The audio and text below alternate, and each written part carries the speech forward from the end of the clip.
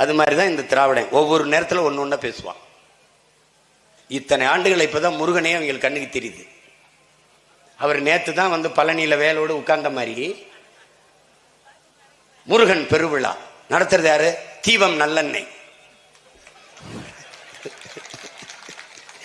எல்லாம் தம்பி, எல்லாம் பேக்கேஜிங் தம்பி, எல்லாம் மார்க்கெட்டிங். முருகனும் ரோல் விளம்பர மாடல்.